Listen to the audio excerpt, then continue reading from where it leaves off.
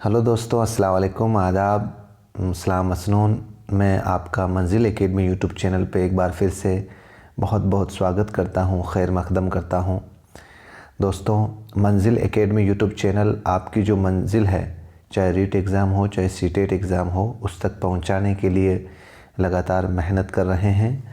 और इसी कड़ी में मैं आपके जो उर्दू लैंग्वेज का जो पाठ्यक्रम है उसको बिल्कुल बेसिक से, बिल्कुल शून्य से हम इस पाठ्यक्रम को पूरा करवा रहे हैं। अगर आप इस वीडियो को पहली बार देख रहे हैं तो चैनल को ज़रूर सब्सक्राइब करें और इस वीडियो को पूरा ज़रूर देखें। और एक और गुजारिश करूंगा मैं आपसे, आप इस वीडियो को देखने से पहले अपने पास में एक रजिस्टर और एक पेन ज़रूर रखें और जो मैं आपको स्टडी मटेरियल पढ़ाने जा रहा हूँ उसको पूरा नोट डाउन ज़रूर करें। उसके दो फ़ायदे हो जाएंगे। एक तो आपको उर्दू लैंग्वेज से संबंधित स्टडी मटेरियल कहीं से ख़रीदना नहीं होगा और दूसरा आपको लिखने से याद भी हो जाएगा। बिना देर किए आज की क्लास शुरू करते हैं। उर्दू ग्रामर को, उर्दू व्याकरण को, उर्दू कवायद को लेकर हमारी क्लास चल रही थी और इससे पहले हमने फ़ेल, फ़ाइल, मफ़ूल और हुरूफ कितने होते हैं उर्दू के अंदर, हुरूफ तहजी जिसको हम बोलते हैं, और जो ज़माने होते हैं माजी, हाल, मुस्तकबिल, इन सब का अध्ययन कर लिया है। अगर आपने वो वीडियोस नहीं देखे हैं तो एक बार मेहरबानी करके उन वीडियोस को ज़रूर देखें ताकि आपको उर्दू लैंग्वेज का जो ग्रामर का जो टॉपिक है वो सारा कॉन्सेप्ट समझ में आ जाए। अब बिना देर किए साथियों, हम आज की क्लास शुरू करते हैं। आज हमारी क्लास होगी साथियों इस्म। आज हमारी क्लास किस पे होगी? इस्म। इस्म जिसको हम हिंदी के अंदर संज्ञा बोलते हैं, इंग्लिश के अंदर नाउन बोलते हैं। अब इस्म कहते किसे हैं साथियों?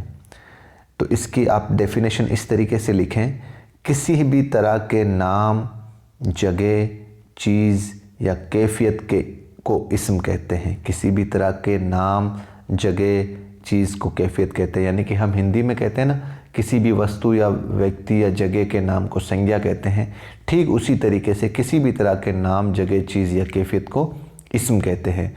यानी ऐसे लफ्ज़ जो किसी भी शख्स या जगह का नाम बताए उसे क्या कहेंगे? इस्म। जैसे हम मिसाल देखें, अहमद एक इंसान का नाम है, ज़मीन नागौर किसी स्थान का नाम है, मैदान जगह का नाम है, मस्जिद जगह का नाम है। तो इस तरीके से अगर हमें किसी भी शख्स का, किसी भी चीज़ का, किसी भी जगह का नाम मालूम हो रहा है तो वो क्या होता है साथियों? वो इस्म होता है। और इस्म दो किस्म होती है इस्म की। इस्म की कितनी किस्में होती हैं? जिसको हम इंग्लिश में बोलते हैं ना काइंड्स ऑफ नाउन। इस्म की दो किस्में होती है, एक होती है इस्म मारफा और एक होती है इस्म नकरा। इस्म मारफा का एक और नाम होता है इस्म ख़ास। इसी तरीके से इस्म नकरा का भी एक अन्य नाम होता है इस्म आम। इस्म मारफा को इंग्लिश में बोलते हैं प्रॉपर नाउन और इस्म नकरा को इंग्लिश में बोलते हैं कॉमन नाउन। अब एक एक करके साथियों हम इनको समझते हैं। सबसे पहले इस्म मारफा किसे कहते हैं? इस्म मारफा मतलब इस्म ख़ास। तो किसी खास शख्स, जगह या चीज़ के नाम को इस्म मारफा कहते हैं। यानी कि जो चीज़ ख़ास हो हमारे लिए वो कौन सा इस्म होगा? इस्म मारफा होगा। जैसे एग्ज़ाम्पल देखें, हम मिसाल देखें, अहमद। अहमद जो है वो एक ख़ास व्यक्ति या इंसान का नाम है। जोधपुर एक ख़ास जगह का नाम है। गंगा एक ख़ास नदी का नाम है। तो अगर इस तरीके से हमें किसी नामों का पता चल रहा है, चाहे वो नाम किसी इंसान का हो, चाहे वो किसी जगह का हो, या चाहे जैसे मान लो ताजमहल है, किसी चीज़ का नाम है, ये वहाँ पे एक जगह जहाँ पर ताजमहल बनाया हुआ है। आगरा आता तो ये किसी शहर का नाम आ गया। तो यानी कि जो किसी ख़ास चीज़ का अगर हमें नाम मालूम पड़ रहा है तो वो इसमें मारफा होगी। इसमें मारफा की भी साथियों 5 किस्में हैं। इसमें मारफा की भी 5 किस्में हैं। कौन कौन सी है? ख़िताब, लक़ब, उर्फ़, तख़ल्लुस और कुन्नियत। इन 5 नामों को आपको याद करना है साथियों। एक एक करके हम इसका अध्ययन करते हैं, इसका स्टडी करते हैं। सबसे पहले ख़िताब। ख़िताब क्या होता है साथियों? वो नाम जो बादशाह या सरकार के द्वारा, वो नाम जो बादशाह या सरकार वगैरह की तरफ से एजाज़ी यानी कि ख़ास काम करने पर मिलता है। अगर कोई नाम किसी सरकार या बादशाह के द्वारा कोई ख़ास काम करने पर मिलता है तो वो नाम कौन सा होगा? खिताब होगा। जैसे अगर हम मिसाल देखें, शमशुल उलमा किसी बादशाह के द्वारा दिया गया खिताब है। सर, जैसे हमने देखा ना खान बहादुर, इस तरीके से खान बहादुर, भारत रत्न, पद्मश्री, मुल्कुश-शौरा, इस तरीके से अगर जो भी नाम किसी व्यक्ति के ऊपर लगता है, किसी नाम के आगे लगता है, किसी व्यक्ति के नाम के आगे, तो वो क्या कहलाता है? उसका खिताब कहलाता है। अगली जो इसमें मारफा की जो किस्म है वो है लक़ब। लक़ब यानी वो नाम जो इंसान की किसी खुसूसियत या ख़ासियत की वजह से पड़ जाता है। वो नाम जो इंसान की किसी खुसूसियत या ख़ासियत की वजह से पड़ जाता है या मशहूर हो जाता है, यानी वस्फ़ी नाम जो उसकी खूबी या अच्छाई बयान करे, उसको लक़ब कहलाता है। उसको क्या कहेंगे? लक़ब कहेंगे। यानी कि अपनी खूबी या अच्छाई के बेस पर उसको वो नाम दे दिया जाता है, उसको लक़ब कहते हैं। साथियों, लक़ब और ख़िताब में देखो इतना सा कन्फ्यूज़न है। हालांकि ख़िताब के अंदर भी तो जिस व्यक्ति को जो नाम दिया जा रहा है वो किसी न किसी खूबी पे ही तो दिया जाएगा, लेकिन ख़िताब जो है वो सिर्फ बादशाह या सरकार के द्वारा दिया जाएगा। लेकिन लक़ब जो है वो आम नागरिक भी दे सकते हैं। आम नागरिक उस व्यक्ति, उस इंसान को उसकी खूबी या अच्छाई के बेस पर वो नाम देती है। जैसे गरीब नवाज़, ख्वाजा मोइनुद्दीन चिश्ती रहमतुल्लाह ताला अलैह का जो लक़ब है गरीब नवाज़ क्यों दिया गया? क्योंकि ये गरीबों की सुनते थे, इसीलिए इनको गरीब नवाज़ कह दिया।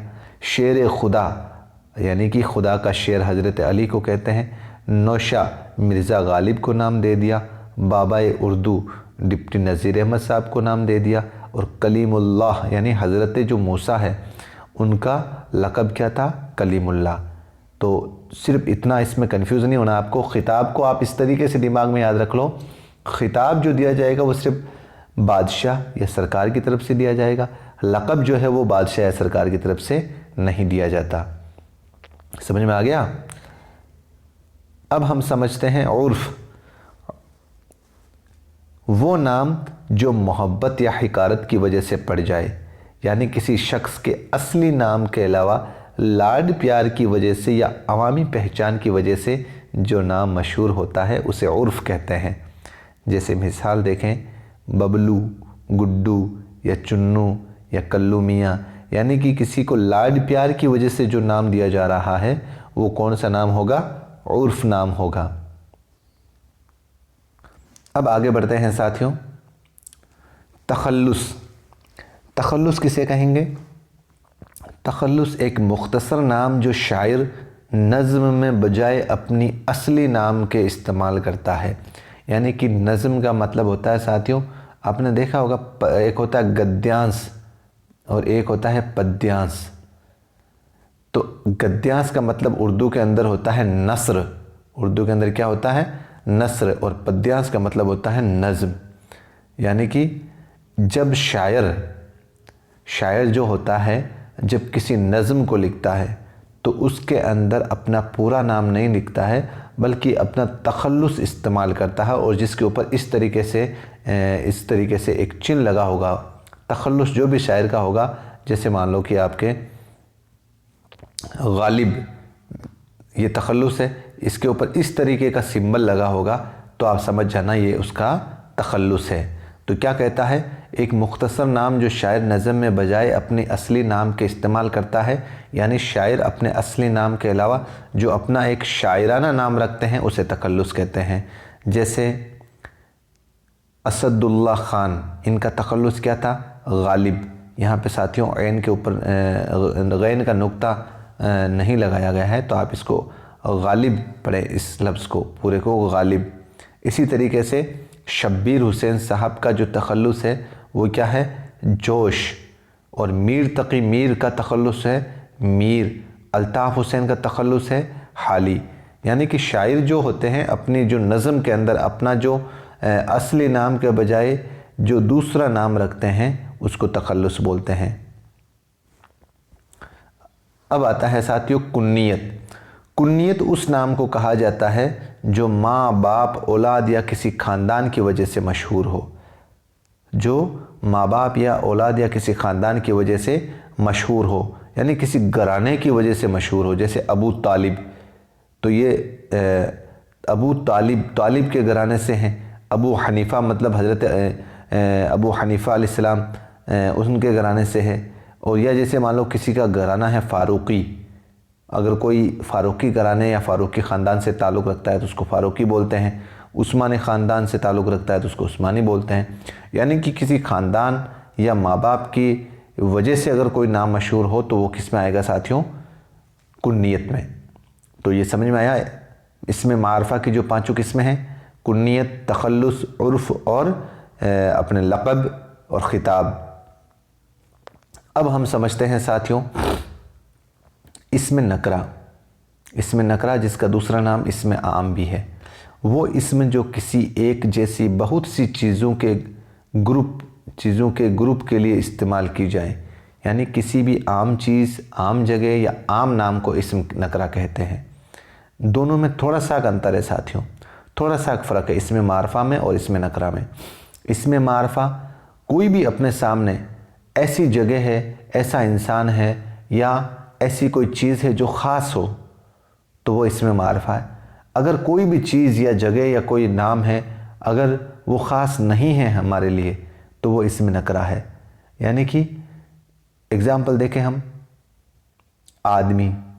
अब आदमी यहाँ पर कौन सा आदमी है कुछ भी तो पता नहीं चल रहा है। आदमी तो सारे आदमी हैं, हम सब आदमी हैं, तो ये कौन सा? इसमें ख़ास थोड़ी है, इसमें आम ही है, यानी कि इसमें नकरा है। जानवर, अब जानवर सारे जानवर होते हैं। किताबें सारी किताबें होती है। अब कौन सी किताब? जैसे मान लो कि कुरान मजीद नाम लिख दिया यहाँ पर तो वो ख़ास हो गई, लेकिन सिर्फ किताब लिखा है तो ये इसमें नकरा होगी। शहर, अब यहाँ पर शहर कोई सा शहर हो सकता है, जयपुर शहर हो सकता है, जोधपुर हो सकता है, दिल्ली हो सकता है, बॉम्बे हो सकता है। अगर बॉम्बे होता है यहाँ पर तो इसमें ख़ास होता, इसमें मारफा होता, इसमें नकरा नहीं होता। यहाँ पर सिर्फ शहर दिया गया है। इसी तरीके से आपका आएगा घर। अब घर किसी का भी घर हो सकता है। इस तरीके से अगर हमें किसी भी चीज़ या आम जगह का या आम किसी इंसान का नाम मालूम हो तो वहाँ पर कौन सा इसम होता है? इसमें नकरा होता है। इसमें नकरा की भी 5 किस्में हैं साथियों।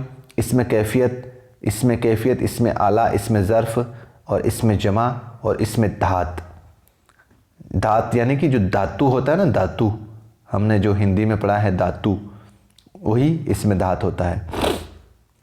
एक एक करके हम समझते हैं इसको। इसमें कैफियत, जिस इसम से कोई ख़ास हालत या कैफियत मालूम हो, यानी ऐसे इसम जिसे हम सिर्फ समझ सकते हैं, महसूस कर सकते हैं, इसमें कैफियत कहलाते हैं। इसमें कैफियत का ताल्लुक़ ख़ारजी और दाखिली दोनों होता है। ख़ारजी और दाखिली यानी कि आंतरिक और बाह्य दोनों होता है। जैसे मिसाल देखें, रोशनी, सख्ती, जलन, खुशी, सेहत, भारी, अच्छा, बुरा, ईमानदारी, सर्दी, कमज़ोरी, खिदमत, एहसान। ये सब क्या है साथियों? किसी भी इसम की कैफियत बताते हैं ये शब्द। इसी तरीके से आप नोट लगाकर एक बात लिखें, इसमें कैफियत 3 चीज़ें ज़ाहिर करती है। कौन कौन सी? इसमें कैफियत 3 चीज़ें ज़ाहिर करती है। एक तो उस इसम की हालत ज़ाहिर करती है। जैसे मिसाल देखें हम, सेहत में उस इंसान की हालत बताएगा कि भाई वो बीमार है या तंदुरुस्त है। नींद, अभी जग रहा है या सो रहा है। रफ्तार, तो ये व्यक्ति की हालत बता रहा है यहाँ पर। और दूसरी इसमें कैफियत कौन सी चीज़ जाहिर करती है? सिफ्त, जैसे सख्ती, नरमी, बहुतात या ज़्यादती, जिसको अपन हिंदी के अंदर बोलते हैं ना विशेषण, हिंदी के अंदर बोलते हैं ना विशेषण, उसको बोलते हैं सिफ्त।